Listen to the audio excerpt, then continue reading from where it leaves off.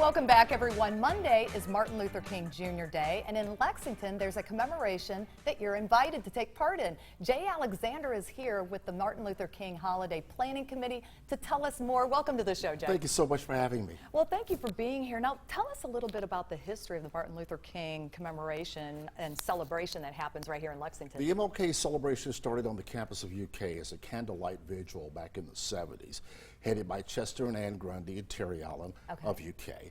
And it expanded in the 80s when the city got involved. It has just expanded since then. Okay, so how did you personally get involved with the committee?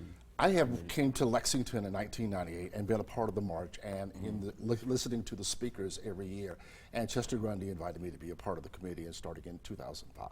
Very good. Yeah. And what are all the different groups that are participating in this celebration? It takes a lot of groups, a lot of different people to make this happen. Who all's involved with this? We have a great committee that does the planning. James Brown from the city of Lexington is part of it. Chester and Ann Grundy. This has been Chester's baby since the beginning. Terry Allen from the University of Kentucky. And we just got a really smorgasbord of people that helps us put this together. Nice, nice. So like what time should people start lining up to start the march? This theme of this year is the fierce urgency of now. If you remember Dr. King's speech in the March on Washington, he reminded us the fierce urgency of now. We're better together than apart when we move forward.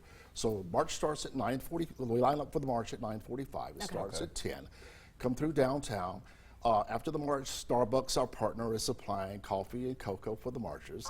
Awesome. At 10 o'clock, we start the program. We have two dynamic co-hosts, which is LaTanya Jones and Ashley Smith. Okay, good. Lexington composer and artist Donnie, who grew up here in Lexington and lives in Atlanta. He's our musical guest. And Dr. Dolman Coates, Reverend Dr. Dolman Coates.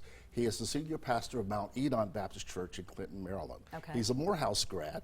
He got his advanced degrees from Harvard and Columbia University. He's our keynote speaker this year. I cannot wait to hear him speak. Very good, fantastic. And how did you, I guess, what does it mean to you to be involved in this celebration every year? It's a commemoration and giving back to the community and remembering what Dr. King stood for. Absolutely, absolutely. And as far as with the event itself, I know that it's going to be crowded downtown, obviously. Parking, do you have any recommendations for folks that want to participate, where they should park or where they should go? Parking is available across the street from Rupp Arena and in the Victorian Square parking garage and parking on the street this year.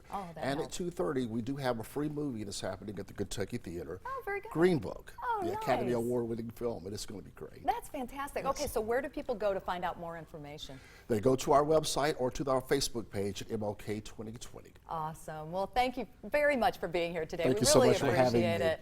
And stay tuned for details on how you can make an ahi tuna poke bowl. We'll be right back with Wild Time chef Allison Davis after the break. You're watching Midday.